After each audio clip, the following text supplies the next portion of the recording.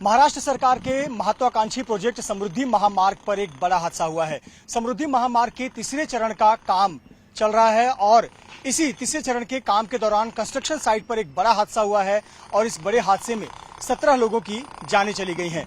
हम इस वक्त समृद्धि महामार्ग के एक फ्लाईओवर पर हैं और यहां से आपको टॉप एंगल तस्वीरें दिखाते हैं कि किस प्रकार से यह हादसा हुआ और किस प्रकार से हादसे में 17 लोगों की जान चली गई। मुंबई से करीब 80 किलोमीटर दूर शाहपुर तालुका है और शाहपुर तालुका का ये खुताड़ी सरलांबे गांव है और इसी गांव के पास ये निर्माण कार्य चल रहा था, जहां पर ये क्रेन और गर्डर नीचे ढह गया, जिसकी चपेट में आने से 17 लोगों की मौत हो गई और इस मलबे के नीचे अभी भी 3 मजदूर दबे हुए हैं। इसके अलावा इस घटना में 3 लोग घायल हुए हैं, जिनका अस्पताल में इलाज चल रहा है। बीती रात करीब 11:30 बजे के करीब ये बड़ा हादसा हुआ। जब यह हादसा हुआ उसके बाद राहत और बचाव कार्य टीमों को यहां पर लगाया गया, जिसमें एनडीआरएफ की टीमें, फायर ब्रिगेड की टीमें, थाने पुलिस, थाने प्रशासन यहां पर तैनात हुआ। रात भर चले राहत कार्य और सुबह से चल रहे राहत कार्य में मलबे से 17 लोगों को निकाला गया है, जिनके शव को पोस्टमार्टम के लिए सरकारी अस्पताल में भेज दिया गया है। साथ ही साथ इस घटना में 3 लोग घायल हुए, उनको इलाज के लिए अस्पताल में भर्ती कराया गया है। ये जो आप तस्वीरें देख रहे हैं, दरअसल ये जो 2 पिलर आपको नजर आएंगे, इन 2 पिलर के बीच की दूरी लगभग 60 मीटर की होती है और एक जो पिलर है इसकी ऊंचाई लगभग 32 मीटर की होती है। इन्हीं 2 पिलर के बीच में गर्डर को सेट करने का काम किया जा रहा था। तो आप देख सकते हैं ये जो बना हुआ गर्डर है, इसी प्रकार से 14 छोटे छोटे स्लैब होते हैं। इन स्लैब को एक साथ इकट्ठा करके इस क्रेन की मदद से इन पिलर पर लगाया जाता है। ये जो आप 2 पिलर देख रहे हैं, जो जिसके ठीक नीचे ये नीले रंग का क्रेन गिरा हुआ है, इसका भी काम गर्डर का पूरा हो चुका था और इसके बाद इस क्रेन को अगले पिलर की तरफ शिफ्ट किया जा रहा था। ये जो आपको अगली पिलर नजर आ रही है, यहाँ पर क्रेन को शिफ्ट करने का काम चल रहा था। गर्डर रखने का काम शुरू हो चुका था और गर्डर रखने के काम के दौरान 28 कर्मचारी यहाँ पर मौजूद थे। विशेष तौर पर ये जो क्रेन है, इस क्रेन का इस्तेमाल बड़े पुलों के निर्माण और प्रीकास्ट बॉक्स ग्राइंडर को स्थापित करने के लिए किया जाता है। इस ग्राइंडर मशीन के नीचे दबने से मजदूरों और साइट इंजीनियर्स की मौत हुई है।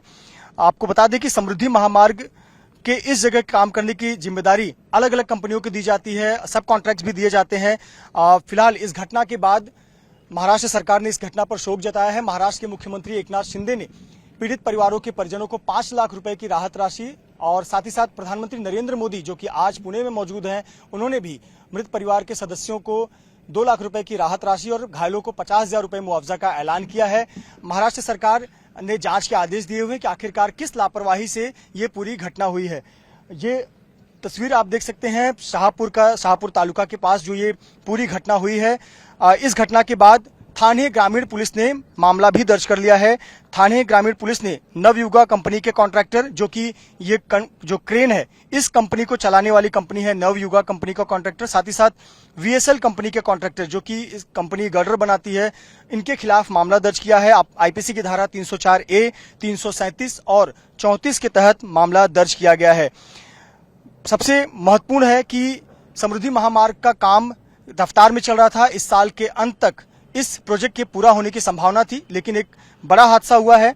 जो एमएसआरडीसी ने जानकारी दी है उसके मुताबिक जब गर्डर लॉन्चिंग हो रही थी, उस वक्त एमएसआरडीसी द्वारा दी गई जानकारी के मुताबिक घटनास्थल पर 28 लोग मौजूद थे।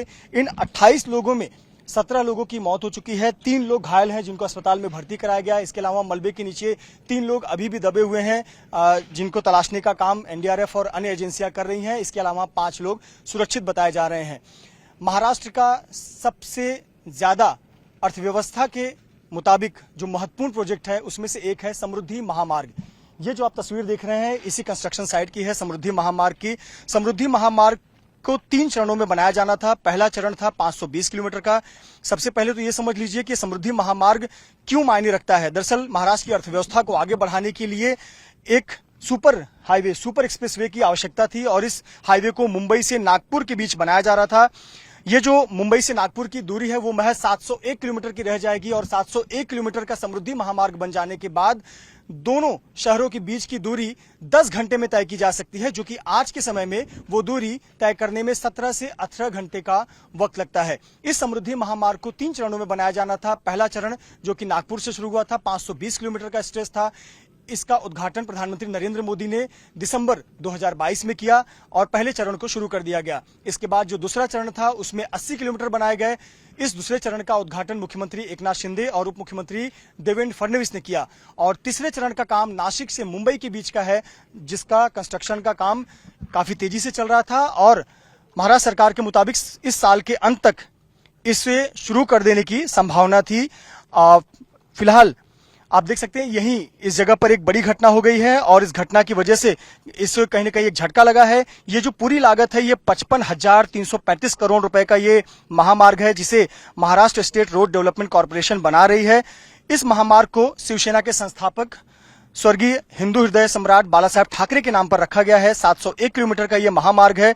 ये महामार्ग 10 शहरों और 392 गांवों से होकर गुजरता है और पहले चरण के 520, दूसरे चरण के 80 किलोमीटर का जो काम है वो पूरा हो चुका है, उस पर गाड़ियां दौड़ती हैं।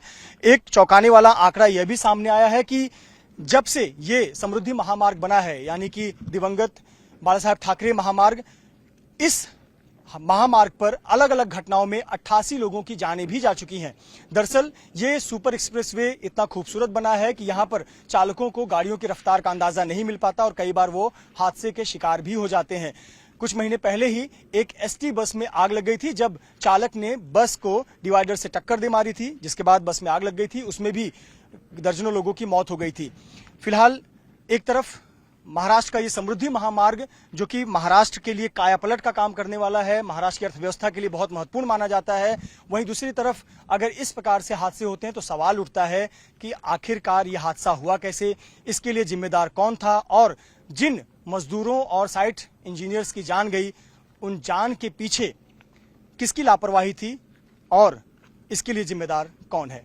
कैमरामैन धर्मेंद्र पांडे के साथ मृत्युंजय सिंह, एबीपी न्यूज, शाहपुर, थाने।